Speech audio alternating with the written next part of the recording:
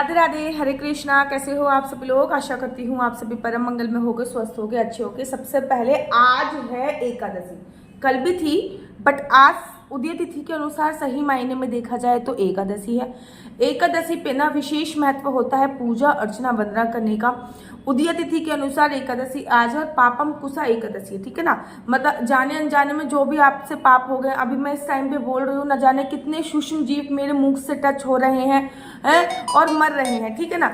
ये तो जितने भी सूक्ष्म जीव मर रहे हैं ये भी एक पाप हो रहा है। कभी कभी गुस्सा हम कर देते हैं, कभी कभी जाने अनजाने में हम लोग झूठ बोल देते हैं, ये भी एक प्रकार का पाप ही होता है। किसी की निंदा हम कर लेते हैं, ये भी एक प्रकार का पाप होता है। तो जाने अनजाने में हमें पता नहीं चलता, अब जाने अनजाने में हम लोग हजारों पाप कर देते हैं और इस पाप का प्रायश्चित हमें धरती लोक पर ही करना पड़ता है। जब तक इस पाप का प्रायश्चित नहीं करते हैं तब तक हमारा जन्म होता है और हमें मोक्ष की प्राप्ति नहीं होती। शास्त्रों में ऐसा वर्णन आया है कि मोक्ष की प्राप्ति हेतु पुण्य और पाप का जो लेवल है वो बराबर होना चाहिए। पुण्य का और पाप का लेवल बराबर होएगा तब आपको मोक्ष की प्राप्ति होगी। अगर आपके पाप का लेवल बहुत ज्यादा होता है ना तो आपका पुनरपि जन्म पुनरपि मरणम, बार बार जन्म लेने की, बार बार मरने की जो प्रतिक्रिया है वो चलती ही रहती है, चलती ही रहती है। इसे विशेष तौर पे मैं आपसे बोलती हूँ कि पाप कुसा एकादशी का व्रत अवश्य और अवश्य रखना चाहिए। जो लोग व्रत भी नहीं रखते वो सुबह सुबह उठकर स्नान करके कम से कम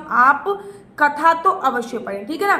आज के दिन पूजा अर्चना तो अवश्य करें अगर व्रत नहीं रख सकते। फॉर एग्जाम्पल मैं अपनी बात करूं तो मैं डाउन हूं और मैं आज पूजा नहीं करूंगी लेकिन मैं कथा अवश्य पढ़ूंगी, यूट्यूब के माध्यम से सुनूंगी, यूट्यूब के माध्यम से देखूंगी, ठीक है ना। तो ये सब चीजें होती हैं। पापम कुसा एकादशी जो होती है वो बहुत इंपॉर्टेंट एकादशी है, साल की बड़ी एकादशी।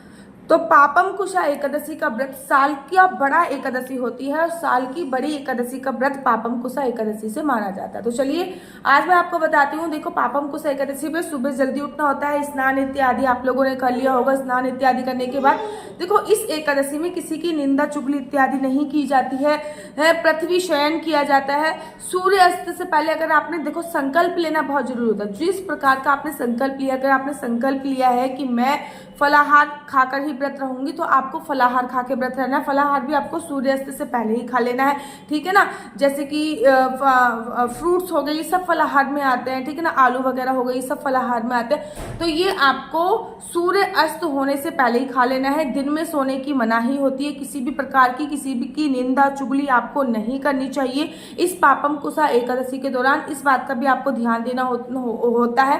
पापम कुशा एकादशी पे देखो आज द्वादशी युक्त पापम कुशा एकादशी है तो तुलसी माता को जल अवश्य दीजिए, तुलसी जी की परिक्रमा आप अवश्य कीजिए। देखो वैसे आप तुलसी जी की 4 परिक्रमा करते होगे लेकिन जब भी एकादशी होती है तो कोशिश कीजिए कि तुलसी जी की 10 या 11 या कम से कम 101 या 51 परिक्रमा पर विशेष तौर पे जोर दिया जाता है।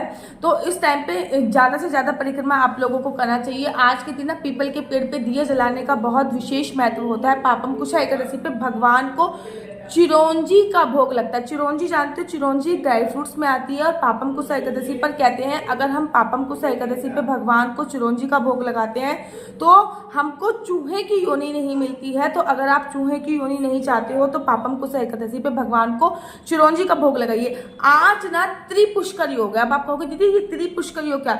सुबह सुबह जब आप उठे होगे मतलब 7 बजे तक मोस्टली एकादशी तिथि मिली होगी। सूर्योदय के साथ जो तिथि उदित हुई है वो एकादशी है। अब राइट नाउ जब मैं वीडियो बना रही हूँ तब ये द्वादशी तिथि चल रही है और उसके बाद नेक्स्ट मतलब कल सूर्य उदय से पहले त्रयोदशी तिथि प्रारंभ हो जाएगी। अर्थात कल जब हम सो के उठेंगे ना तो हमको त्रयोदशी तिथि मिलेगी। मतलब एक व्रत करने से एक दिन में 3 तिथि जब आती है तो उसको त्रिपुष्कर योग माना जाता है। भगवान शिव ने स्वयं कहा है कि जो त्रिपुष्कर योग होता है उसका व्रत रखने से हमें अनंत गुना फलों की प्राप्ति होती है। त्रिपुष्कर योग बहुत बड़ा योग बोला जाता है। त्रिपुष्कर योग का व्रत रखने से अनंत गुना फलों की आप लोगों को प्राप्ति होती है।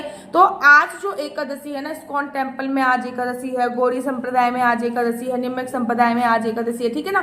तो जो ये त्रिपुष्कर योग होता है ना इसका एकादशी का व्रत तो हमको मिल ही रहा है, लेकिन जो हम त्रिपुष्कर योग का व्रत रह रहे हैं वो अनंत गुना फलों की प्राप्ति देने वाला है। आज भगवान को चिरौंजी का भोग लगाइए, साथ ही के साथ मखाने की खीर अवश्य बनाइए। चिरौंजी का भोग जो है वो आपको चूहे की योनि नहीं होने देगा। साथ ही के साथ भगवान को मखाने की खीर का भोग अवश्य और अवश्य जरूर लगाया कीजिए। कल आप जब आप व्रत का पारण करेंगे ना, तब द्वादशी तिथि नहीं मिल रही है। कल जब व्रत का पारण कर रहे हैं तब त्रयोदशी तिथि आपको मिल रही है, द्वादशी तिथि नहीं मिल रही है। और ऐसे शास्त्रों में वर्णन आया है कि जब भी हम एकादशी के व्रत का पारण करते हैं, द्वादशी खत्म हो जाए, द्वादशी क्षीण हो रही होती है, तो सूर्य उदय के साथ जल्दी से जल्दी जैसे ही त्रयोदशी तिथि प्रारंभ होती है, उस समय पे आपको व्रत का पारण कर लेना चाहिए। ऑलरेडी वीडियो मेरे यूट्यूब चैनल पे है कि पारण आपको कितने बजे करना है, कितने बजे नहीं करना। तो आज एकादशी है, आज के दिन आप घर के मुख्य द्वार पे 2 दीपक अवश्य जलाइए, तुलसी माता पे 1 दीपक अवश्य जलाइए। आज के दिन 1 दीपक आकाश दीप दान करने की बहुत बहुत बड़ी महिमा कही गई है आज के दिन शास्त्रों में कि आकाश दीप दान जरूर कीजिए। आज के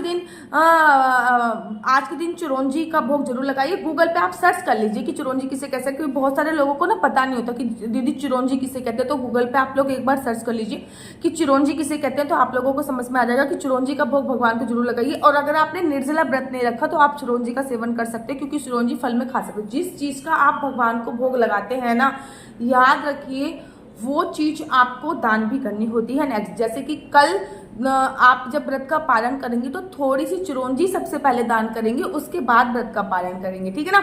बिना संकल्प के व्रत मत रहिएगा, बिना कथा पढ़े व्रत मत रहिएगा। कथा अवश्य पढ़िए, दिन में सोना नहीं होता है, इस बात का आपको विशेष तौर पे ध्यान देना होता है। तो आज है पापम कुशा एकादशी, अगर व्रत नहीं रखा है तब भी पूजा पाठ अवश्य कीजिए।